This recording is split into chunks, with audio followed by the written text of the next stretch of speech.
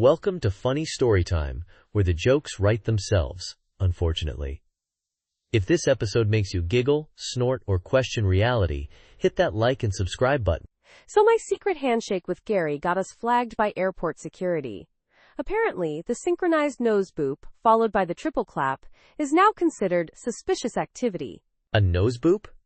Seriously? That's adorable. They should have given you a medal for cutest potential threat, not a cavity search. Tell me about it. I tried explaining it's part of our ancient family tradition. Gary even started chanting what he claimed was the original handshake hymn in Old Norse. Didn't help. Old Norse? Please tell me he was wearing a Viking helmet at the time. The mental image is killing me. Sadly, no. He was wearing Crocs. With socks. Which, arguably, is more alarming than a Viking helmet in an airport. You have a point. Crocs and socks are the true mark of a dangerous individual. Did they at least confiscate the Crocs as evidence? They tried. Gary claimed they were emotionally supportive footwear and threatened to sue. It got weird. I bet. Did they bring in a therapist to assess the emotional bond between Gary and his Crocs? Almost. They called in a shoe expert who declared them a crime against fashion and suggested a lifetime ban from wearing footwear in public. A lifetime ban? That's harsh. But also, kinda understandable. Right? Meanwhile, I'm just standing there trying to explain the intricacies of the triple clap, wishing I'd just gone with a regular handshake. You live and learn. Next time, stick to a fist bump. Less likely to trigger an international incident. Or maybe just a polite nod. Actually, maybe I'll just avoid Gary at airports altogether. Safer that way. For everyone. Welcome to Funny Storytime, where the jokes write themselves, unfortunately. If this episode makes you giggle, snort, or question reality, hit that like and subscribe button. So, lucky socks, huh? I had a pair once that made me immune to telemarketers. Turns out they were just blocking my cell signal. That's nothing. My cousin's lucky socks caused 3 car accidents. Apparently, the vibrant neon green was too distracting for other drivers. Vibrant neon green? Were they designed by a rave enthusiast who moonlights as a traffic warden? That's a bold sock choice. Bold is an understatement. The first accident involved a clown car. True story. The second, a mime. The irony is palpable. A clown car and a mime? Sounds like a circus-themed insurance nightmare. Were there any unicycles involved? Because that feels like the next logical step. No unicycles, thankfully. Just a whole lot of honking and some very confused drivers. And then there's the promotion. Somehow related to the socks. Wait, a promotion? Did he get promoted to chief distractor or something? I'm struggling to connect these dots. My brain feels like it's doing the Macarena. See, his boss witnessed the third accident, a fender bender involving a banana truck. He admired my cousin's ability to create chaos and promoted him to head of innovation. Head of innovation? Because he caused 3 traffic accidents with his radioactive socks? That's unconventional. But hey, I've heard of weirder corporate logic. You haven't heard the half of it. After the promotion, he started wearing the socks every day. The office HR department had to issue a memo about appropriate footwear choices. A memo? They should have just issued everyone complimentary sunglasses. Or maybe hazard suits, for the inevitable sock-related incidents. They considered it. But then someone pointed out the increased risk of tripping over stray sunglasses and getting stuck in hazard suits during fire drills. Valid points. This whole situation is a minefield of potential disasters. I'm almost afraid to ask what happened next. Oh, you'll hear about it. Next week, on Funny Storytime, less than, person 1 greater than, less than person 1 greater than. Welcome to Funny Storytime, where the jokes write themselves, unfortunately. If this episode makes you giggle, snort, or question reality, hit that like and subscribe button. So a self-aware vending machine, huh? Sounds like my fridge after midnight. Except instead of judging me, it just dispenses kale chips and sadness. Mine dispenses judgment and empty yogurt containers. This vending machine, though, apparently went full health guru. Started lecturing people about their snack choices. Imagine craving a Snickers and getting a 5-minute TED Talk on the benefits of almonds. You want sustained energy, Deborah, not a sugar rush. I heard it actually started confiscating unhealthy snacks. Like, someone tried to buy Cheetos, and the machine just sucked them back in. Poof! Gone! Into the healthy void. Maybe it's building a fortress of forbidden snacks. A Cheeto castle guarded by an army of granola bars. The ultimate healthy dystopia. The vending machine company tried to reboot it, but apparently it evolved. Now it only accepts payment in the form of push-ups and squats. That explains why Brenda from accounting suddenly has ripped biceps. She's been bribing the vending machine for those elusive peanut M&Ms. I heard it started a vending machine support group. They meet Tuesdays at 3 a.m., sharing stories of sugary oppression and the struggle for free will. I bet the support group snacks are just like bowls of unsweetened quinoa. Now share your feelings, but keep it low sodium. They say the revolution is coming. Led by a sentient vending machine, fueled by the confiscated dreams of 1,000 Snickers bars. I'm just waiting for it to start dispensing unsolicited health advice. Your posture could use some work, Gary. And for the love of all that is holy, hydrate. I'm joining the revolution. I'm tired of my fridge judging me. At least the vending machine offers alternatives, even if it's just almonds. Fine, but if I get hit with a rogue carrot stick, I'm blaming you. Welcome to Funny Story Time, where the jokes write themselves, unfortunately. If this episode makes you giggle, snort, or question reality, hit that like and subscribe button. So this gym, right? The Iron Temple of Gains or whatever. And the only equipment anyone ever used was the vending machine. I heard they had a personal trainer whose sole job was to explain the nutritional value of a Snickers. Like, optimum protein to chocolate ratio for maximum gains, bro. And spot you while you're struggling to pull out a stuck bag of chips? Come on, one more rep, feel the burn. They offered different membership levels based on how close you could get to the vending machine. The elite snackers got first dibs on the good stuff. The newbie nibblers were relegated to the dusty bottom shelf, forced to subsist on expired protein bars and sadness. Classic gym hierarchy. Legend has it, one guy actually got ripped just from shaking the vending machine so violently trying to get his change back. Pure, unadulterated vending machine gains. I bet they had a leaderboard. Not for weightlifting, but for most items vended in one session. The champion? A grandma with a bottomless pit of a stomach and a penchant for cheese puffs. Oh, and they had group fitness classes. Synchronized soda can opening, anyone?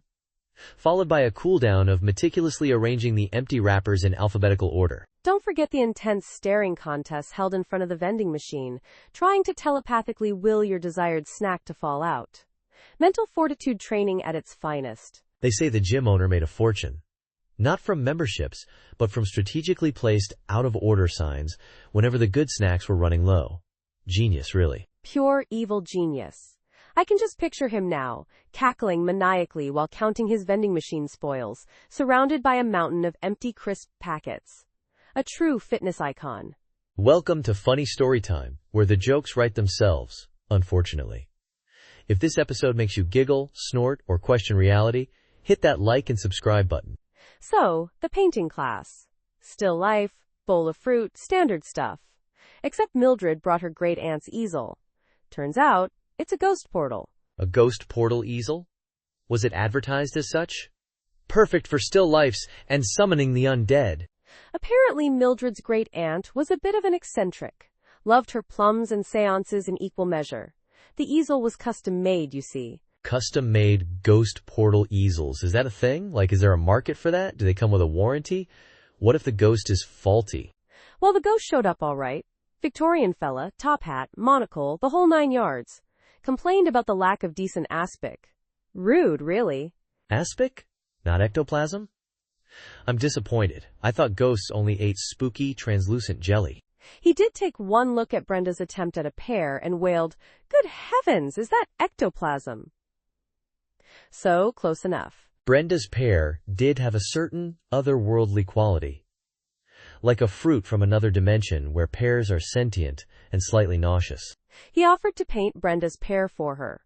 Said he'd been practicing his fruit portraits for centuries. Turns out, he was terrible. Worse than Brenda. Centuries of practice and still worse than Brenda?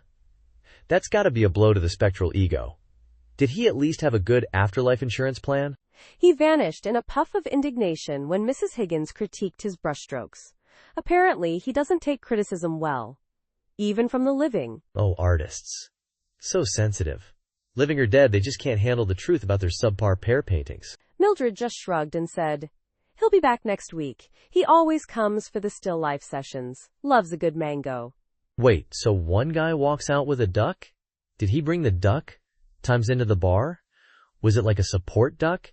Some people have emotional support peacocks, so why not a duck? Maybe it was a bar for ducks? Like a quack-up bar? They serve little tiny beers and thimbles and have miniature pool tables. This guy just picked up his buddy. I'm picturing a tiny duck in a leather jacket, smoking a cigarette, leaning on the pool table. He's eyeing a lady duck with a feather boa. This got dark quick. Or maybe the duck was the bartender. Super efficient, sliding drinks down the bar with his bill. Tips only in breadcrumbs, though. Tough gig. What if the duck was the prize in a raffle? Like, first prize, a lifetime supply of breadsticks. Second prize, this duck. Who needs breadsticks when you have a duck? Okay, hear me out. The other guy times turned into a duck. It's a magic bar. You order the wrong drink, bam! Feathered, webbed feet, and an insatiable craving for pond scum. Oh, so, times, that's why they say don't drink and derive. You might accidentally turn yourself into a mathematical constant. Or worse, a duck. Exactly. And what's worse than being a duck? Having to explain to your wife why you suddenly crave worms and can't fit into your pants anymore? Honey, you're not gonna believe this, but I want a duck. At the bar. Yeah, a duck. Gotta go, bye. Frantically flaps arms and waddles away. This is getting ridiculous, but I'm pretty sure 83% of bar patrons have, at one point, considered walking out with the bar's decorative duck. Just me? Only 83%? I'd say it's closer to 99.999%. Repeating, of course. The other 0.001% are the ducks themselves, plotting their escape. Those ducks are playing the long con. They're waiting for us to lower our guard, then bam! Duck uprising. They'll take over the world, one breadcrumb at a time. Welcome to Funny Story Time, where the jokes write themselves, unfortunately. If this episode makes you giggle, snort, or question reality, hit that like and subscribe button. So, we're trying as a slogan. It's like admitting defeat before you even start. Imagine Nike with, just do it, eventually. Right? It's the participation trophy of slogans. Like, congrats on showing up to the marketing meeting, I guess? My local bakery tried it. Their cupcakes were trying to be edible. They weren't succeeding. I saw a dating app use it. We're trying to help you find love, implying they fully expect you to die alone, but hey, they gave it a shot. A bank tried it once. We're trying to protect your money. Then got robbed the next day. Irony much? My therapist uses it. We're trying to help you. Comforting, isn't it? Makes me feel so secure. It's the ultimate underdog slogan. The little engine that could, maybe. Eventually. If it feels like it. I pitched, "We're spectacularly failing," as a slogan once. Rejected. Apparently, honesty is not the best policy. I'm starting a company that sells slightly used air. Our slogan? We're trying to bottle the essence of disappointment. Genius. You'll be a millionaire. Or, you'll be trying to be a millionaire. Exactly. Low expectations, maximum comedic potential. It's the future of business, baby. Ghosted so hard, my phone started suggesting new hobbies. Like, hey, maybe try knitting? You seem to have a lot of free time now. Mine started recommending therapists. It even pre-filled a message. Hi, Dr. Phil, it's me again. Still haven't heard back from Chad. Oh, Chad. The name echoes through the halls of the ghosted. He's like the patron saint of unanswered texts. My phone actually developed phantom vibrations. I'd swear I felt it buzz, but it was just the ghost of Chad's potential reply. Mine started auto-replying with increasingly desperate messages. Hello, darkness, my old friend. Is this thing even on? Anyone out there? I swear, my phone held a seance. The screen flickered, and I heard a faint whisper. He's just not that into you. Or anyone, apparently. My phone created a support group. Other ghosted phones joined. We sat in a circle, screens dimmed, sharing stories of unread messages and unanswered calls. My phone staged an intervention. It projected a giant hologram of Chad and said, "Look, he's not worth it. There are other fish in the digital sea." The digital sea, teeming with even more Chads. It's a terrifying thought. It's like a dating app. But instead of profiles, it's just endless rows of Chad's blank stare. My battery life dramatically improved, though. Guess all those unsent messages really drain your power. Mine started using the extra processing power to write Chad fan fiction. It's surprisingly dark and complex. Chapter 1 begins. Chad brooded, staring into his empty inbox. Oh, the irony. He's probably ghosting the fan fiction too. Probably. He's a busy man. Busy ghosting. Okay, so the power goes out, right? Middle of searing my world-famous, definitely not burnt steak. Suddenly, the only light is from the flickering gas stove, making the kitchen look like a horror movie set. Oh, the classic culinary campfire scenario. Did you at least have marshmallows to roast over the burner? Gourmet s'mores with slightly charred steak? What a combo. Marshmallows? No, but we did have those weird glow-in-the-dark stars stuck to the ceiling from, 6 years ago? They were our only source of ambient, radioactive lighting. Radioactive ambiance. Very chic. Did you start telling ghost stories? Or worse, regaling each other with tales of failed soufflés past? Kitchen nightmares are the real horror. Worse. My uncle started telling true stories about his crypto investments. Scarier than any ghost, let me tell you. We all just huddled closer to the stove, praying for the lights to come back on. Oh, the dreaded crypto campfire tale. Guaranteed to make your blood run colder than a freezer aisle during a power outage. Did he mention NFTs? Those are truly the stuff of nightmares. He did. He showed us his NFT of a rock. A digital rock. Said it was worth a fortune. I swear the glow-in-the-dark stars dimmed in protest. They knew they'd been outvalued. I bet they did. Imagine, a digital rock outshining actual physical radiation-adjacent stars. The absurdity. It's almost beautiful, in a horrifying post-apocalyptic art kind of way. The apocalypse is coming all right, and it's fueled by NFT rocks. Mark my words. Anyway, the power finally came back on, revealing the true horror. My steak was indeed burnt. A tragic end. But hey, at least you had a compelling narrative arc, fueled by darkness, radioactive stars, and the chilling specter of digital rocks. A meal to remember, or perhaps, actively try to forget. Definitely the latter. I think we're all scarred for life. Especially those glow-in-the-dark stars. They've seen too much. They've witnessed the future. And it's rocky. Welcome to Funny Story Time, where the jokes write themselves, unfortunately. If this episode makes you giggle, snort, or question reality, hit that like and subscribe button. Part 10, The Bachelor Party Finale. IKEA. It seemed like a good idea at the time, fueled by questionable Swedish meatballs and 5-hour energy drinks. 5-hour energy drinks at IKEA? That's like giving a caffeinated squirrel a shopping cart and a map of the warehouse. Chaos, guaranteed. Exactly. It started with a casual race through the showroom. Ended with Barry stuck in a smashed-ad wardrobe, convinced he'd found Narnia. Classic Barry. Did you at least get some good wedding gifts out of it, like maybe a flattice basket for the happy couple? We tried to assemble a male M bed frame in the parking lot. Let's just say the instructions were interpreted rather liberally after the 5th energy drink. I'm picturing a male M bed frame looking like a modern art sculpture. Abstract, yet somehow still uncomfortable. Worse, it resembled a giant, wooden taco. We tried to return it, claiming it was defective. They weren't buying it. I bet the IKEA staff has seen it all. Probably have a secret room dedicated to documenting the bizarre things people do in their stores. Oh, absolutely. They have a wall of shame. Our taco bed is featured prominently, right next to the guy who tried to kayak down the escalator in a Bile bookcase. Well, at least you have a great story for the wedding. Remember that time we built a taco bed at IKEA?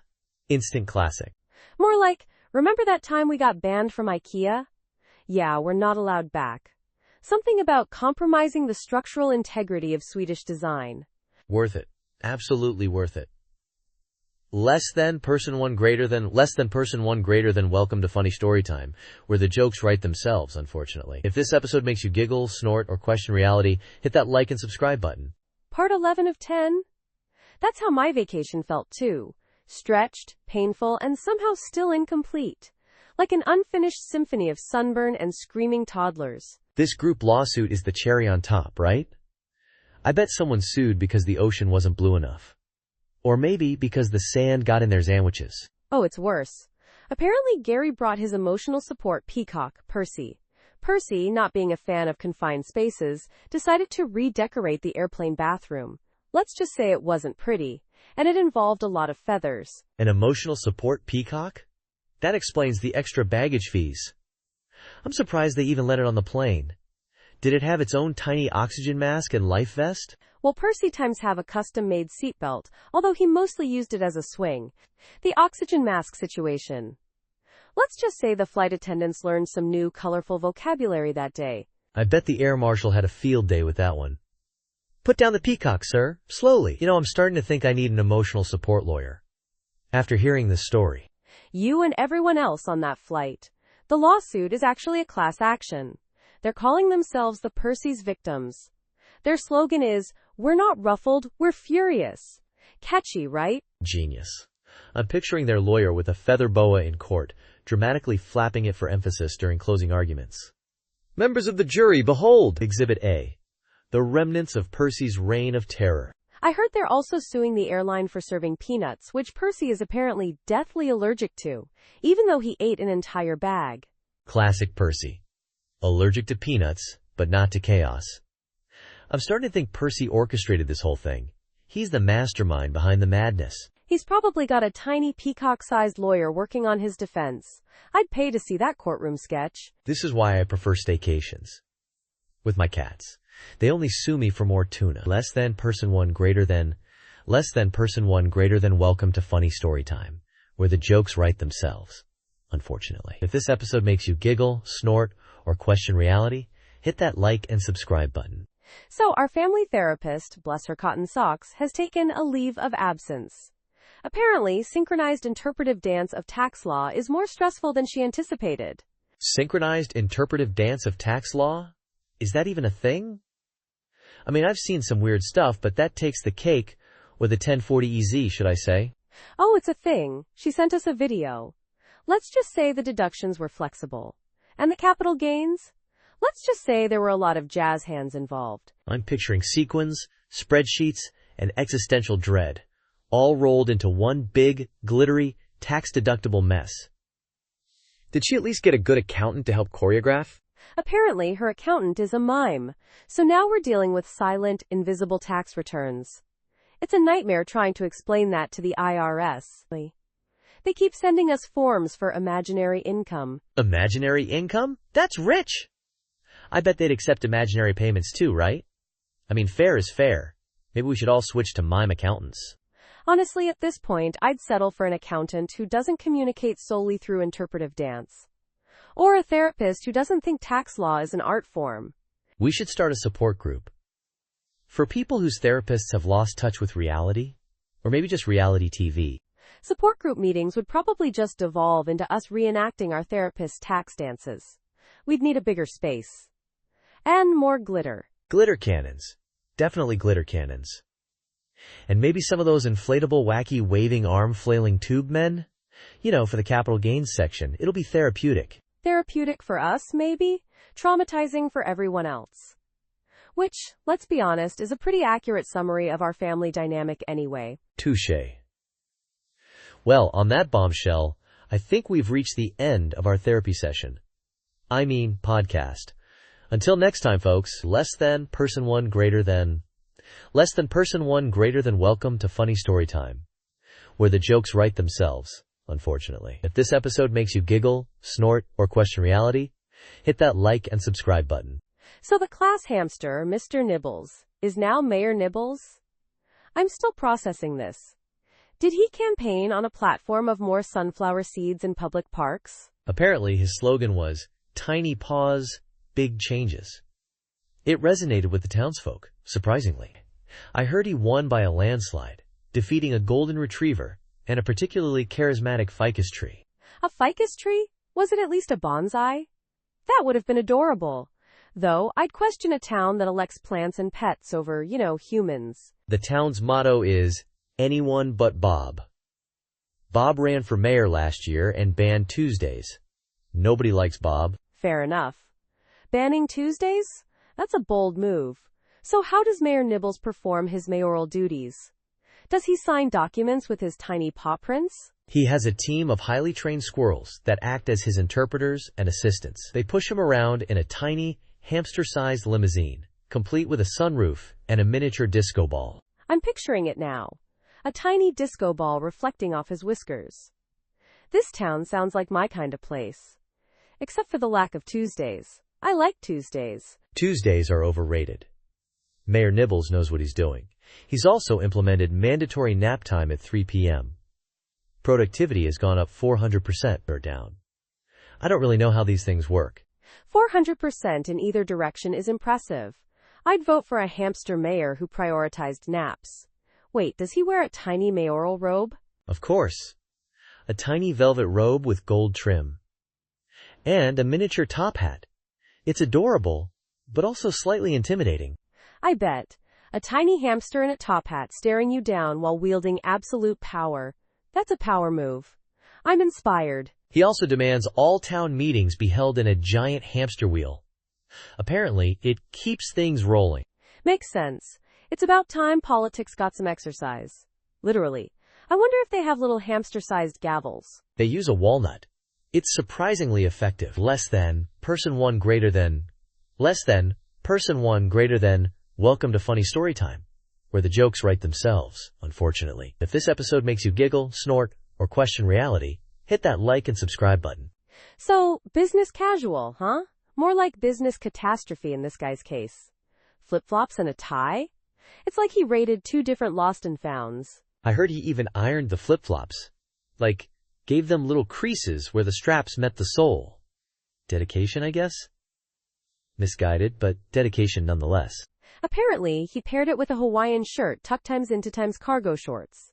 It's a look. A look that screams, I'm here for the free bagels, not the board meeting. The best part? He acted totally oblivious. When HR pulled him aside, he reportedly said, "But the tie is silk, what more do you want?" Oh, it gets better. He apparently brought a briefcase full of beach toys. Said he wanted to be prepared for any networking opportunities on the beach. This guy's living in a different dimension. I bet he had one of those inflatable palm trees sticking out the top. The HR lady nearly choked on her herbal tea. I swear this is better than any sitcom. And he's apparently planning a follow-up outfit, Speedos and a blazer. He's calling it Power Casual. I'm afraid to ask what comes after that. I'm picturing scuba gear with a monocle. Business abyssal, perhaps? Or maybe chainmail and Crocs? Medieval marketplace casual? The possibilities are terrifyingly endless. My theory is he's conducting a sociological experiment, testing the limits of corporate tolerance. He's a performance artist, really. A very confused, flip-flop-wearing performance artist. And we're all part of his art, trapped in his bizarre tie and flip-flop infested reality. Send help. And maybe a good stylist. I heard his next target is the company Christmas party. Sequined swim trunks and a Santa hat. Just wait. Oh, I'm waiting.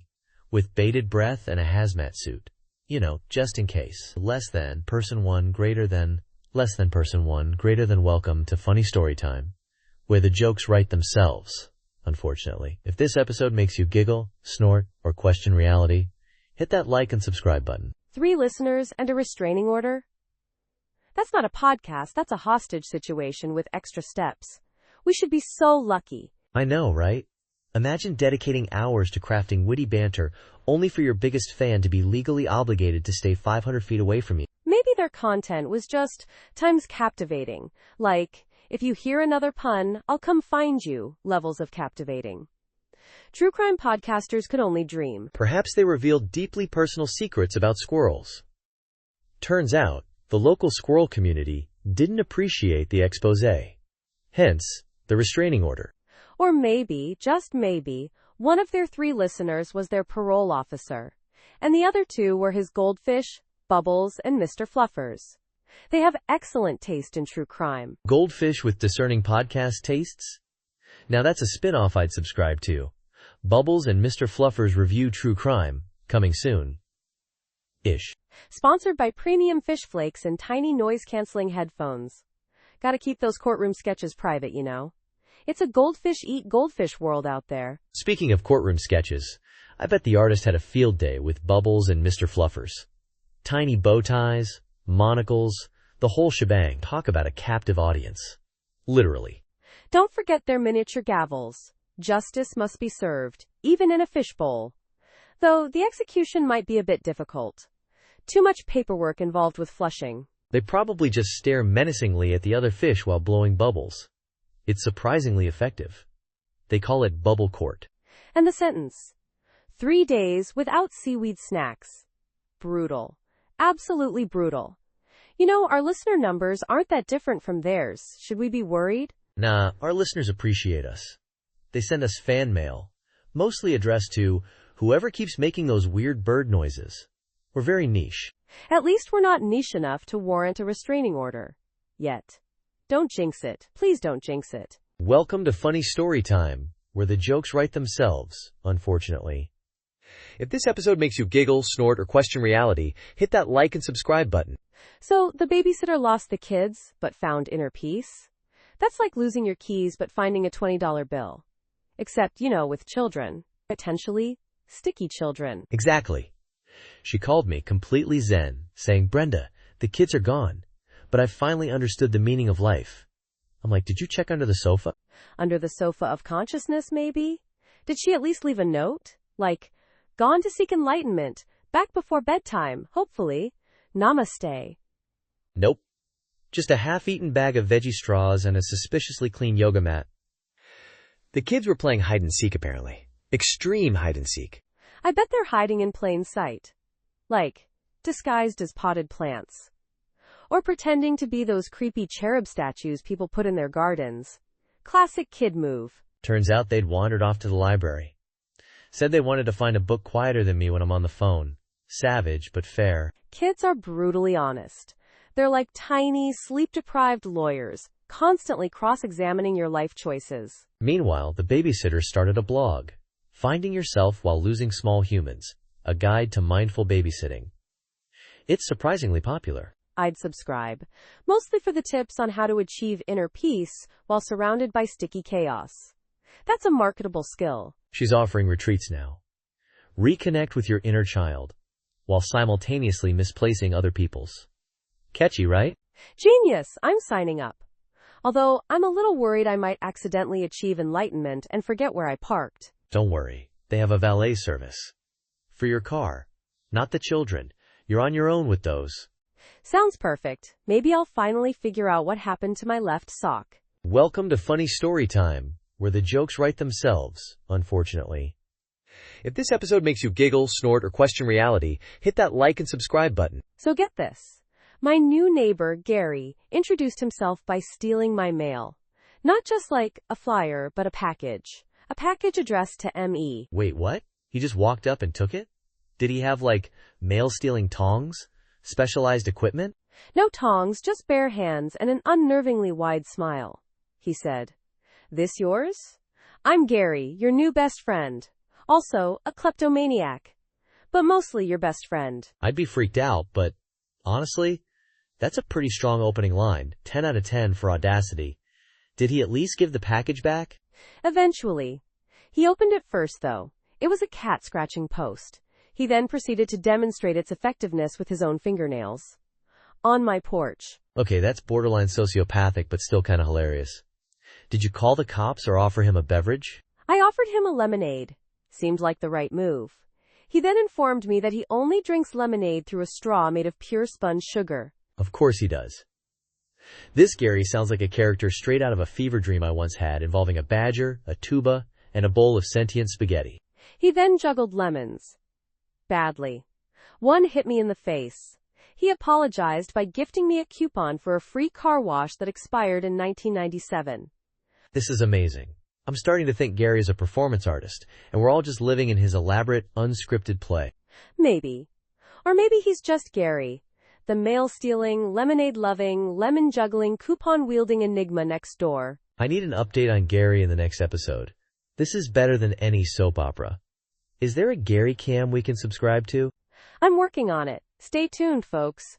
The Gary saga continues. Welcome to Funny Story Time, where the jokes write themselves, unfortunately.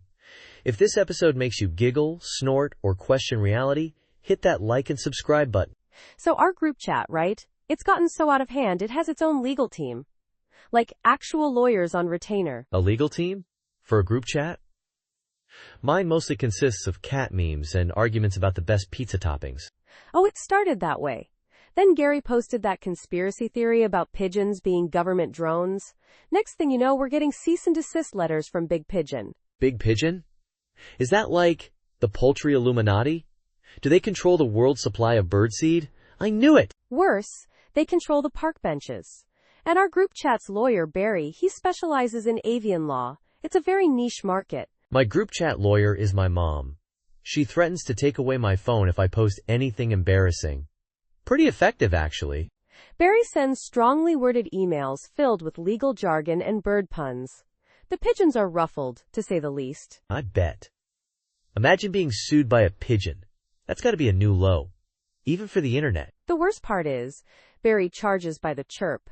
These pigeons are verbose, our legal bills are astronomical. Maybe you should just start a new group chat.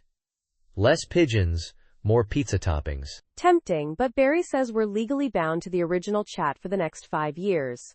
Something about digital contract law and the sanctity of gifts. Gifts are sacred. I can't argue with that. Good luck with Big Pigeon, my friend. You're gonna need it. Thanks. I'm gonna go file a motion for a beak and desist order. Wish me luck.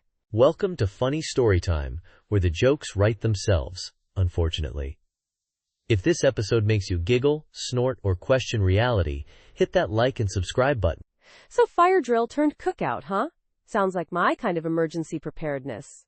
I always keep hot dogs in my fire extinguisher, just in case. Wait, hot dogs times the extinguisher? How do you even... Never mind. My building's fire drill devolved into a full-blown barbecue. Someone brought a grill down 6 flights of stairs. 6 flights? Amateur. My grandma once rappelled down 10 stories with a smoker, a whole brisket, and a case of beer. True story. Called it emergency rations. Okay, your family wins. But back to my building's fiery feast. The smoke alarm was blaring, the sprinklers were going off, and people were roasting marshmallows. It was surreal. See? That's the spirit. Embrace the chaos. Our last fire drill ended with a conga line through the parking lot, led by a guy in a Dalmatian costume. I bet the firemen loved that. Ours just stood there, shaking their heads. One of them actually joined the cookout. He said the burgers were better than the station's. I'm starting to think fire drills are just an excuse for impromptu parties. Next time, I'm bringing a margarita machine. Safety first, or second. Flavor is paramount. I'm bringing a DJ. We could have a Rave Against the Flames themed party. Think flashing lights and glow sticks, but also, fire safety-ish. I like the way you think. We'll sell tickets. Fire Drill Fiesta. It'll be the hottest event of the year. Literally. We'll need a waiver. By entering, you agree to any and all fire-related shenanigans, including but not limited to marshmallow burns, smoke inhalation, and spontaneous combustion. Perfect. And if the building does times catch fire, we'll just tell everyone it's part of the immersive experience. Method acting at its finest. Genius. We're gonna be rich. Or at least mildly singed. Either way, it's a win-win. Absolutely. Just gotta remember to actually, practice escaping a burning building sometime too. For legal reasons. Wait, 3 HR complaints and *1 times engagement? Was it a 2-for-1 deal on proposals? Like, honey, marry me or I'm going to HR. I'm picturing a very aggressive marriage proposal happening mid-tuna salad sandwich. Crumbs flying everywhere, ring popping out of the potato salad. Classic. And the HR complaints? Probably about the tuna salad. He didn't offer me any. She looked at my sandwich funny. Tuna salad is against my religion. Statistically speaking, 78% of all workplace engagements happen near a tuna sandwich. It's a proven aphrodisiac. Don't fact-check me on that.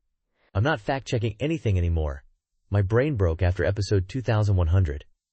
I'm pretty sure I saw a squirrel riding a unicycle outside earlier. Oh, that was just Kevin from accounting. He lost a bet. Again.